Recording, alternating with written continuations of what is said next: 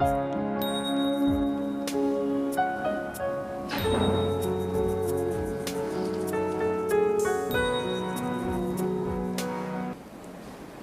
भारती को नमन। हिंदुत्व के प्रबल उपासक, हिंदू हिंदुस्तान के ध्वजवाहक, भारत के अंदर राष्ट्र को मजबूती के साथ रखने वाले, शौर्य और त्याग के अवतार पुरुष श्री विनायक दामोदर सावरकर जी की जयंती पर उनको वंदन, उनको नमन। साथियों, इस भारतवर्ष में बहुत महापुरुषों ने जन्म लिया, ऋषि मुनियों की ये धरती कहलाती है। और पूरे विश्व के अंदर यदि देवी देवताओं ने अवतार लिया अर्थात जन्म धारण किया तो वो केवल भारतवर्ष में ही किया है। जिस समय अंग्रेजों का शासन भारतवर्ष के ऊपर चल रहा था और भारतवर्ष अंग्रेजों का परतंत्र था, उस समय 28 मई 1883 को नासिक जनपद के भगूर गांव के अंदर सावरकर जी का जन्म हुआ। बहुत ही महान दिन था वह। ऐसे महापुरुष का जन्म इस भारत के लिए सौभाग्य का विषय है।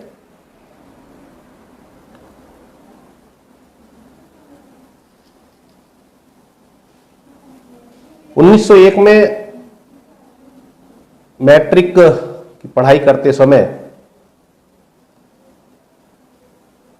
आपने इस देश के अंदर सबसे पहले जो विदेशी वस्त्र थे उन वस्त्रों को जलाने का काम किया, अर्थात उन वस्त्रों की होली को जलाने का काम किया। सबसे पहला काम विदेशी वस्तुओं के बहिष्कार का और उसमें अग्रणी भूमिका मैट्रिक करते समय ही अपने सावरकर जी के द्वारा हुई थी।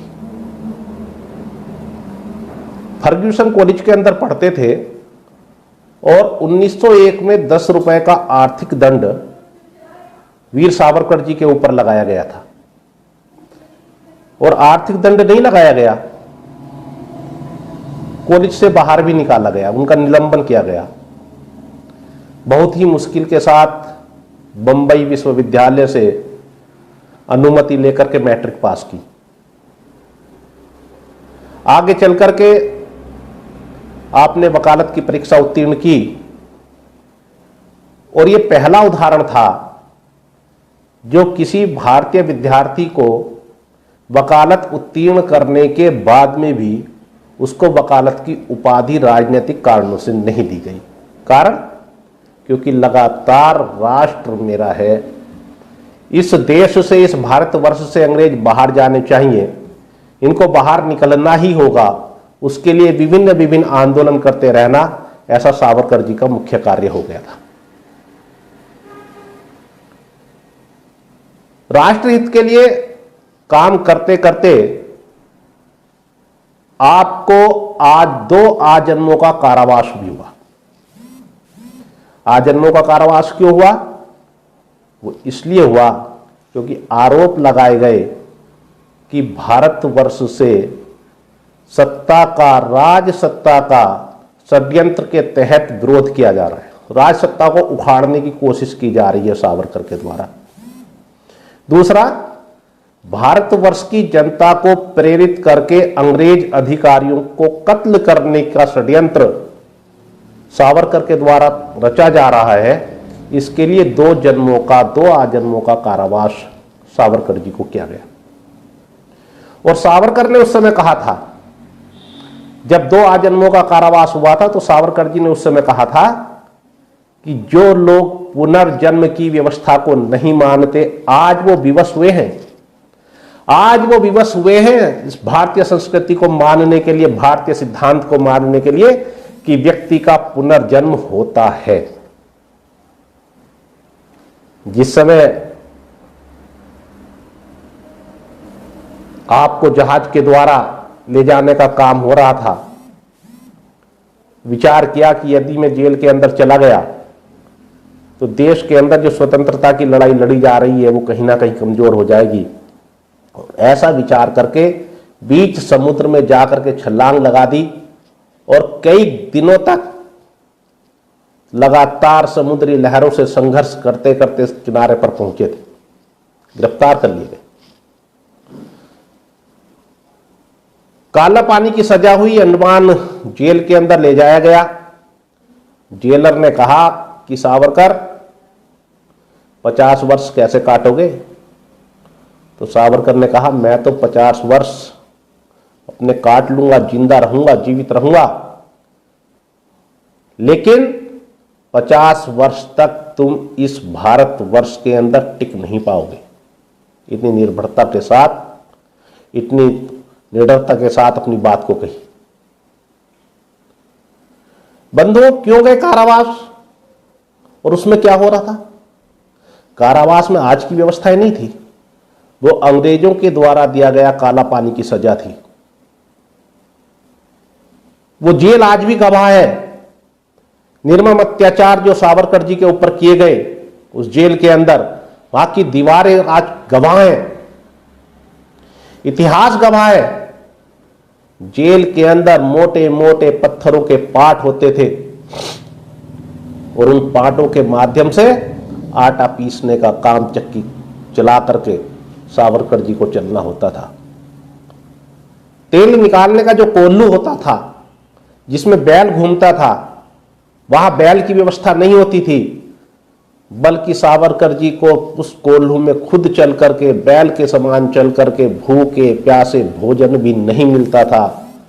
शरीर पर कोड़ों की मार पड़ती थी, शरीर उचाड़ दिया जाता था, पीने के लिए पानी नहीं दिया जाता था। उस स्थिति में कोल्हू में जुत करके तेल निकालने का काम वीर सावरकर जी करते थे, हमारे लिए करते थे, इस भारत माता के लिए करते थे, इस भारतवर्ष के लिए करने का काम करते थे। 1910 से लेकर के 1921 तक काला पानी की सजा और उसके बाद में 16 वर्षों तक बिल्कुल नजरबंद रखने का काम अंग्रेज सरकार ने किया था। सावरकर हिंदुत्व के प्रबल समर्थक थे। उनका मानना था कि जब तक हिंदुत्व मजबूत नहीं होगा तब तक ये भारतवर्ष सुरक्षित नहीं हो सकता। क्यों? क्योंकि एक और भारतवर्ष के क्रांतिकारी अंग्रेजों के खिलाफ लड़ने का काम कर रहे थे, अपने जीवन का बलिदान करने में लगे हुए थे, भूखे रहते थे, प्यासे रहते थे, तन पर कपड़े नहीं होते थे, फांसी के फंदों पर झूलने का काम हो रहा था, गोलियां खाई जा रही थी। और दूसरी ओर 1906 में मुस्लिम लीग की स्थापना होती है और मुस्लिम लीग की स्थापना होने के कुछ दिन बाद ही पूरी की पूरी शरिया पद्धति पर वो चलने लगते हैं और आवाज उठने लगती है कि हमको अलग पाकिस्तान चाहिए। एक और इस देश का क्रांतिकारी युवक, इस देश को अपनी मातृभूमि, पितृभूमि, पुण्य भूमि मानने वाला नागरिक इस देश के लिए अपने प्राणों को न्योछावर करने का मन बना करके काम कर रहा है और दूसरी ओर खड़े होकर के मुसलमान हिंदुओं के साथ नहीं रह सकता, इसलिए अलग पाकिस्तान का निर्माण होना चाहिए, ऐसे करके वार्ता होने लगती है, ये मांग होने लगती है, जगह जगह कत्लेआम होने लगते हैं हिंदू मुस्लिम दंगे भड़कने लगते हैं। ऐसा परिदृश्य तमाम हिंदुओं का कत्लेआम होने लगता है। बंगाल के अंदर विविध घटनाएं घटती हैं। ऐसा परिदृश्य उस समय भारतवर्ष के अंदर रहता है। आज लोग जो कहते हैं कि जितना योगदान हिंदुओं का इस देश को स्वतंत्र कराने में रहा है, उतना ही योगदान मुसलमानों का भी रहा, तो पूछना चाहते हैं फिर जब देश स्वतंत्रता की लड़ाई लड़ रहा था, फिर हिंदू मुस्लिम झगड़े क्यों हो रहे थे? क्यों उस समय पाकिस्तान की मांग हो रही थी? क्यों उस समय देश के विभाजन की बात हो रही थी? क्यों हिंदू बहन बेटियों की मान मर्यादा के साथ खिलवाड़ करने का काम किया जा रहा था? यह प्रश्न है। आज के युवा को दिग्भ्रमित करके एक नया षड्यंत्र चलाने का काम हो रहा है। हम मान ले कुछ लोग लगे थे जिनको स्वतंत्रता चाहिए थी, लेकिन 1947 के अंदर जो बंटवारा हुआ वो धार्मिकता के आधार पर हुआ था। और सावरकर जी जो चिंतित रहते थे, सावरकर जी को पता था कि ये देश स्वतंत्र होगा। सुभाष चंद्र बोस जैसे नेता उनके संपर्क में रहते थे। सुभाष चंद्र बोस एक दिन सावरकर जी के पास गए और उन्होंने कहा कि सावरकर जी आप कांग्रेस में आ जाइएगा। सावरकर जी ने सुभाष चंद्र बोस से कहा था, सुभाष मैं कांग्रेस के अंदर नहीं आ सकता। और कांग्रेस के अंदर न आने का कारण सबसे बड़ा यह है कि कांग्रेस का जो तथाकथित अहिंसावाद है, मैं उसका घोर विरोधक हूं। मैं इस अहिंसावाद को नहीं मानता। और वास्तव में कांग्रेस देश की स्वतंत्रता की लड़ाई नहीं लड़ रही है, वो अपने स्वार्थों की लड़ाई लड़ने में लगी हुई है। इसलिए मैं कांग्रेस को ज्वाइन नहीं कर सकता। प्यारे बंधुओं, 1940 के अंदर मथुरा में वीर सावरकर जी ने अखिल भारतीय हिंदू महासभा के सम्मेलन में खुलेआम कहा था कि हिंदुओं को सेना में भर्ती होना चाहिए और सेना में भर्ती होकर के उनको प्रशिक्षित होना चाहिए, क्योंकि आने वाले समय में उसकी आवश्यकता पड़ेगी। ये दूरदर्शी थी। इतना बड़ा दूरदृष्टि रखने वाले वीर सावरकर जी, जिस समय देश स्वतंत्रता की लड़ाई लड़ रहा था, उस समय सावरकर जी देश की स्वतंत्रता के बाद में इस देश की स्थिति क्या होगी उसको लेकर के परेशान रहते थे, उसका चिंतन करते थे। स्वतंत्रता मिलेगी ये 100% तय था, लेकिन स्वतंत्रता के बाद देश किन हाथों में जाने वाला है, इस देश का प्रतिनिधित्व करने वाले कौन लोग हैं, इस देश का प्रतिनिधित्व करने वाले हिंदू हितों की रक्षा करने वाले लोग हैं या वीर सावरकर जी का जो सिद्धांत था उसकी कहीं ना कहीं आकर के बहुत बड़े स्तर पर बाद में आवश्यकता पड़ी। 1965 में 26 जनवरी 1965 को देश के माननीय राष्ट्रपति जी के द्वारा देश के नाम संबोधन में एक बात कही गई थी, हिमालय का पहला अक्षर ही, यानी कि हिमालय से लेकर के दक्षिण पर्यंत जहां तक समुद्र है इंदु, इसके बीच का जो विशाल खंड है वो सारे का सारा हिंदुस्तान है। अर्थात उसके अंदर रहने वाला हर व्यक्ति हिंदू है। भारतवर्ष के मुख्य न्यायाधीश और भारत सरकार के पूर्व शिक्षा मंत्री महमूद हसन जी ने भी कहा था कि हिंदू धर्म को हिंदू रिलीजन नहीं कह सकते। हिंदू धर्म हिंदू रिलीजन नहीं है। हिंदू धर्म हिंदू तो एक विचारधारा है। हिंदू जीवन पद्धति है। और हिंदुस्तान के अंदर रहने वाला हर व्यक्ति हिंदू है। मैं भी हिंदू हूं।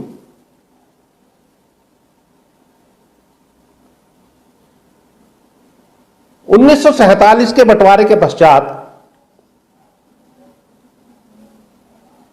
जब गांधी जी की हत्या कर दी गई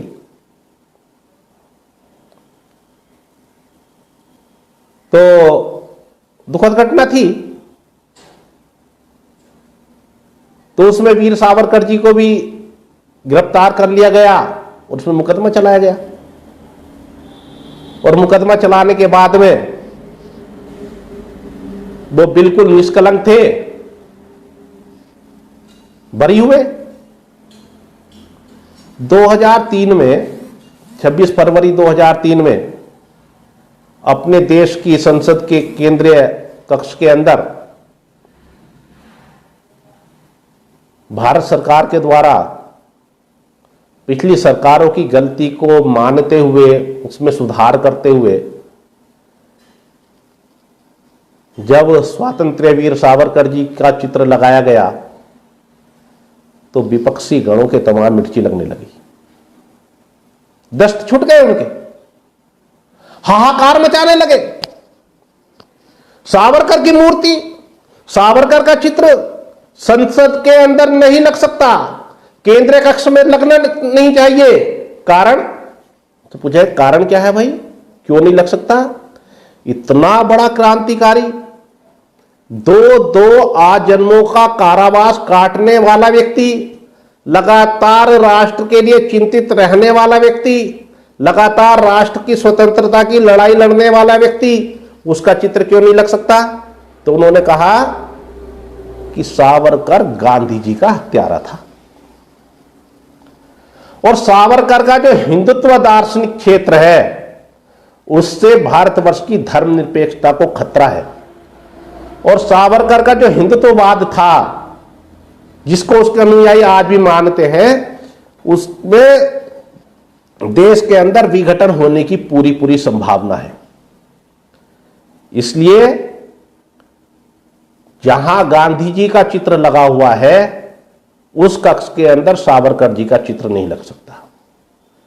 अब इनसे कोई ये बात पूछे, आज राम मंदिर को लेकर के जिस प्रकार की चर्चा बनी थी, दोनों पक्षों के लोगों ने कहा था कि न्यायालय जो भी आदेश देगा, जो भी निर्णय देगा, हम उसको सहर्ष स्वीकार करेंगे। हिंदुओं ने भी कहा, मुसलमानों ने भी कहा, और जो निर्णय आया उसके लिए सब लोग तैयार भी हो गए। यानी कि न्यायालय का निर्णय सर्वोपरि है। अब जब गांधी जी की हत्या हुई, अब गांधी जी का कोई समर्थक था, किसी व्यक्ति का कोई अनुचर होता है, उसकी बातों को मानने वाला होता है, उसके पद चिन्हों पर चलने वाला होता है, उसके सिद्धांतों को स्वीकार करने वाला होता है। जरूरी ही नहीं है कि वो सारी की सारी जो घटनाएं करने जा रहा हो या सारी की सारी बात उस व्यक्ति की मान रहा हो। उसने यदि कोई घटना कर दी, उसने हत्या कर दी, तो उसमें उस व्यक्ति का कोई गुनाह हो गया। और फिर उसके बाद में न्यायालय ने वीर सावरकर जी को बाइज्जत निष्कलंक व्यक्तित्व के नाम पर छोड़ने का काम किया। उनको कोई भी केस उनके ऊपर दर्ज नहीं हुआ, किसी प्रकार की कोई सजा नहीं हुई। तो क्यों नहीं स्वीकार करते भाई? वो भी तो न्यायालय का निर्णय था। क्यों नहीं स्वीकार करते कि गांधी जी की हत्या में सावरकर जी का कोई भी भूमिका नहीं थी? दूसरा विषय, ये जो बोलने वाले लोग हैं ना, इन्हें ना तो कभी हिंदुत्व को पढ़ने का काम किया है, ना इन्होंने कभी हिंदू को पढ़ने का काम किया है, ना इन्होंने कभी धर्मनिरपेक्षता क्या होती है उसको पढ़ने का और सोचने का काम किया है, ना ही इन्होंने कभी अहिंसा का वास्तविक अर्थ क्या है उसको पढ़ने का, सोचने का और चिंतन करने का काम किया है। इनको तो विरासत में मिल गया, पहले सत्ता विरासत में मिली और लगातार अब वो सब कुछ राजनीति इनको विरासत में मिलती चली जा रही, कुछ किया नहीं है। धरातल पर इन्होंने यदि अध्ययन कर लिया होता तो वीर सावरकर के चित्र का इन लोगों ने विरोध नहीं किया होता। प्यारे साथियों, आज आवश्यकता है हम सब लोग उस स्वतंत्रता के परम उपासक वीर सावरकर की पद्धति को मान करके चलने का काम करें। उनके जो सिद्धांत जो उन्होंने बहुत चिंतन के बाद में लिखे, जो कविताएं अंडमान की जेलों के दीवारों पर उन्होंने लिखी, उन सब को मान करके इस राष्ट्र के लिए काम करने की आवश्यकता है।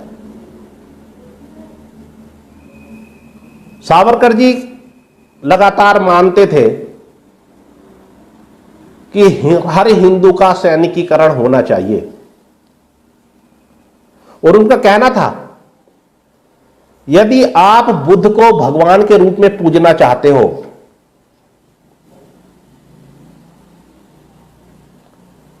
तो हमको युद्ध में प्रवीण होना पड़ेगा। यदि हमने सावरकर जी की बात मान ली होती तो 1962 में उस समय की सरकार के द्वारा जो तिब्बत को चीन के हाथों में सौंपने का काम किया गया, जिस पर आज भी चीन अपना अधिकार जमाने का भरसक प्रयास करता है, वो तिब्बत हमारे हाथों से नहीं जाता। हर नागरिक जब सैनिक होता तो हिम्मत नहीं थी चीन की, लेकिन इस राजनीति के स्वार्थ में आकर के इस देश का इतना नुकसान हुआ है जिसकी भरपाई आज तक नहीं हो पा रही। मैं चर्चा कर रहा था गांधी जी की हत्या की। भाई, गांधी जी को पूरे देश ने अपना नेता मान लिया था। पूरा देश गांधी जी एक इशारा करते थे, उसी ओर देश चल देता था। फिर क्या कारण था कि उनकी इतनी बड़ी बड़ी आलोचनाएं होने लगी? क्यों देश के अंदर उनके प्रति दूसरी प्रकार की भावनाएं पैदा होने लगी? उसका सीधा सीधा कारण था, जो आक्रोश पैदा हुआ वो वैसे नहीं हुआ, उसका कारण रहा। और उसका कारण क्या था? गांधी जी ने जो अहिंसा का पाठ पढ़ाने का काम किया, वो उसका कारण था। गांधी जी का जो ये कहना था कि शत्रु कोई भी हो, कितना भी बड़ा शत्रु हो, उसके साथ मित्रता का व्यवहार करो, गांधी जी का कहना था। जिस समय देश का बंटवारा हो रहा था तो उस समय डॉक्टर भीमराव अंबेडकर जी, सरदार वल्लभ भाई पटेल जी और जिन्ना, इन्होंने कहा था कि देश का बंटवारा होना तय हो गया है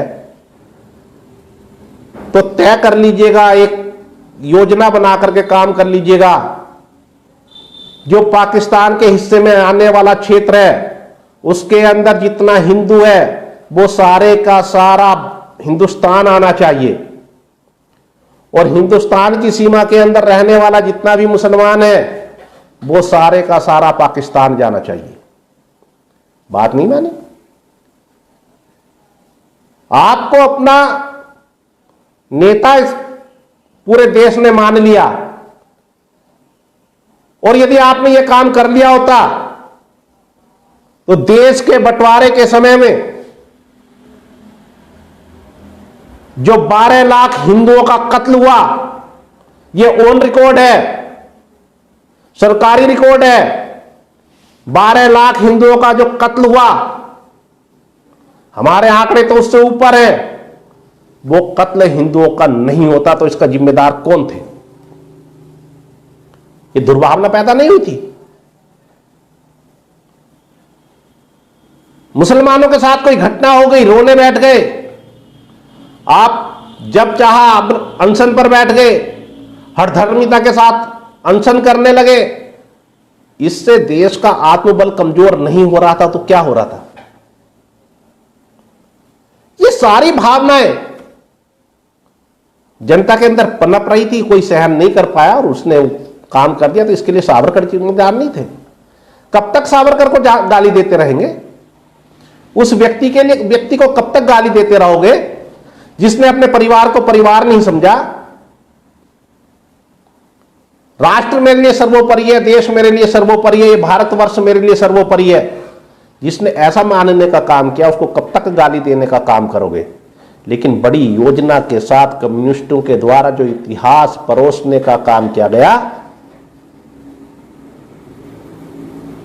ये जो जिस प्रकार से इस स्वातंत्र्य वीर को बदनाम करने की कोशिश की जा रही है, हम सब लोगों को स्वतंत्रता के इस महान उपासक को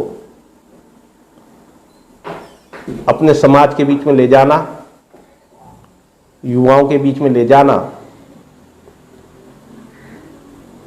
अपनी पीढ़ियों को स्वतंत्रता किस प्रकार मिली, किस प्रकार से क्रांतिकारियों का बलिदान हुआ, कितना त्याग करने के बाद में अंग्रेज इस देश को छोड़ करके गया और उसके बाद में ये खंडित भारत हमको जो मिला, इसको पुनः अखंड बनाना है। जो भारत माता का विभाजन हुआ है उसको पुनः जो नक्शा हमारा पहले था उसी नक्शे में लेकर के हमको आना है। इन सभी चीज़ों के साथ अपनी बात को मैं पूरा करता हूं। अंत में सभी को धन्यवाद और उस स्वतंत्रता वीर को नमन, वंदन। भारत माता की जय। वंदे मातरम।